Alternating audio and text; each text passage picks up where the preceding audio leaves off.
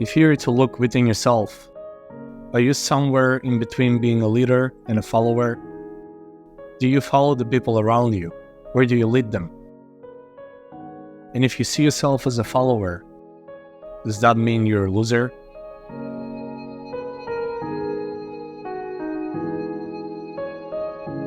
In today's world, we are always being shown different opinions, competing values, and conflicting ideals. In an environment like this, it's difficult to know where we stand as people. If someone asks you, are you a leader or a follower? Will that question lead you to say you're a leader because following is seen as a bad thing for some reason? But what if deep down you're actually a follower?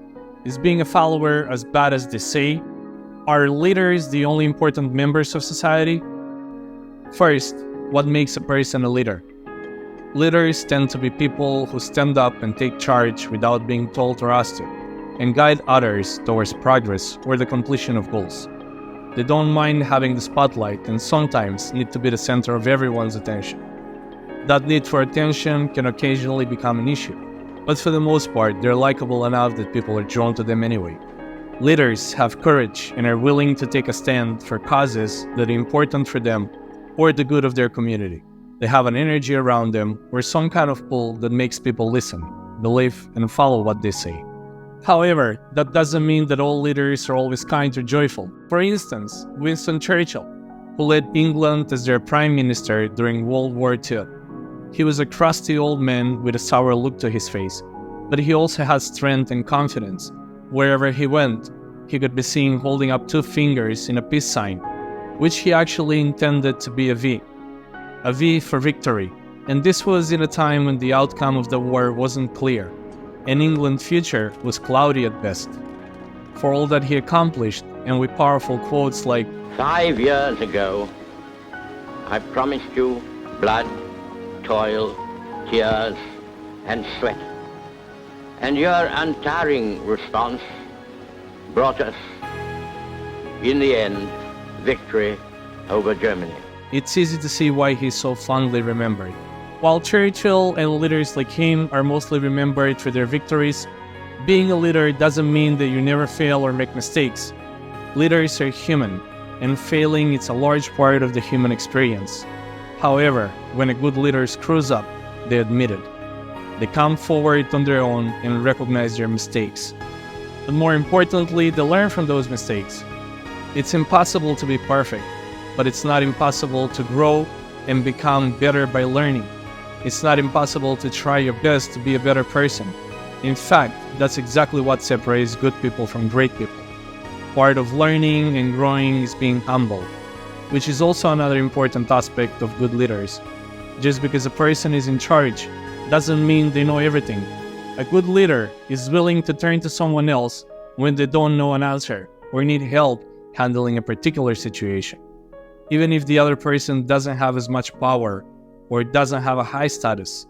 If they're the right person to help, it doesn't matter if they're a janitor or a head of a state.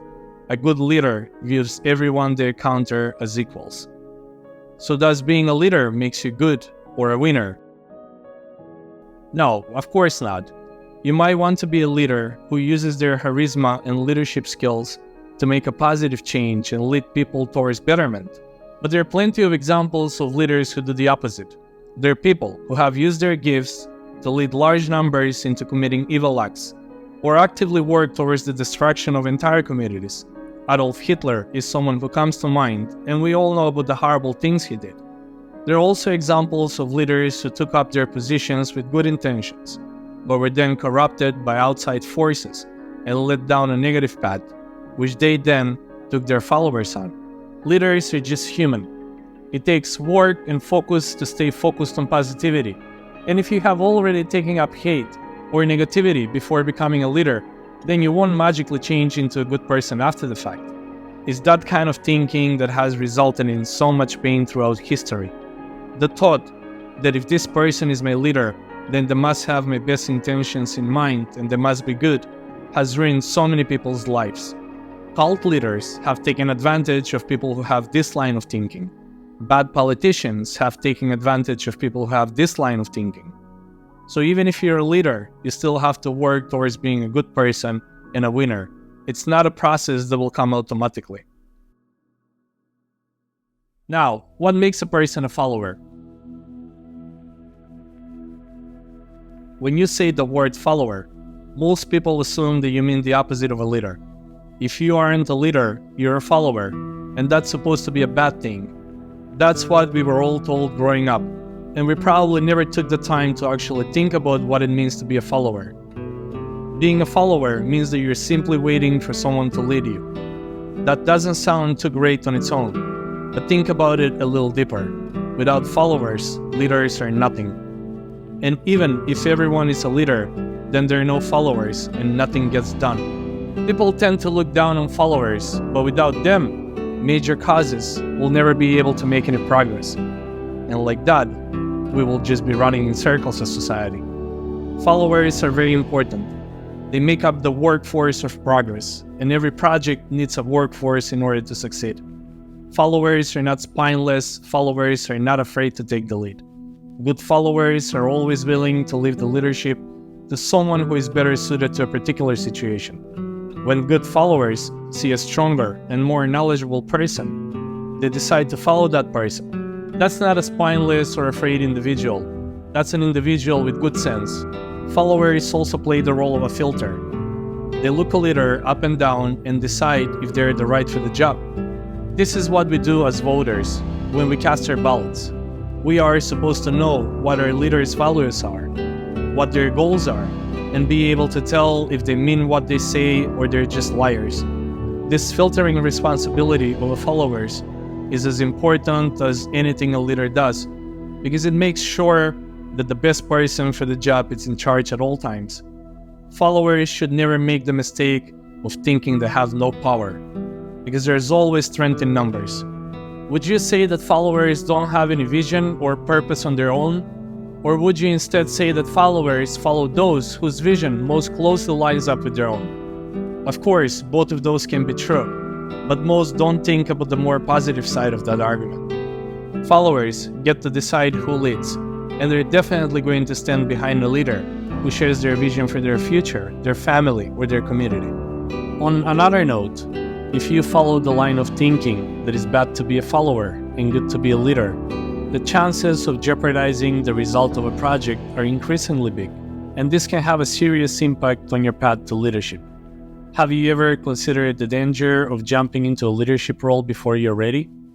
For example, you work for a company that is working on organizing and structuring a new project, and they need someone to be in charge. Not wanting to be a loser, you decide that you're going to stand up and take the leadership position, leaving a more skilled employee who would be better suited to that position to work underneath you. Once things get started, you begin to realize you don't actually know what you're doing, but you're in too deep to ask for help and too proud to step down and let the other employee take over. As a result, the project is a failure, and all of your teammates, as well as the business, suffer. See, choosing to be a leader in that situation would be a disaster, when instead you could have either followed the person better cut out to be a leader, or just step down and let them take over after things had already started. Sometimes choosing to be a follower can also mean that you're wisely taking the time and opportunity to learn from a good leader and prepare to be a leader one day yourself, rather than stepping up before you're ready and risking the success of a group of people. So does being a follower make you bad or a loser? No, being a follower doesn't automatically mean you're a brainless person who supports a leader no matter what. There's a great deal of responsibility in being a follower, and that's an important thing to recognize. You aren't automatically a bad person or a loser, but it can be very easy to fall into those traps if you don't pay attention. Just like those who are leaders, followers still have to work towards being good people and learning from mistakes. It takes skills to recognize a leader who has the best interest in mind, but choosing to follow someone who does bad things makes you just as guilty, and you can't hide behind the disguise of being a follower when those consequences come. With all of that said, which one are you? Can you lead a group of people at the drop of a hat, or are you more likely to wait for someone else to take the lead? Being one way or the other isn't a bad thing. Sometimes choosing to be a follower just means you're learning and waiting for your turn to lead. There is no doubt that being sure of yourself and knowing where you stand will help you make a difference in your own life and in others.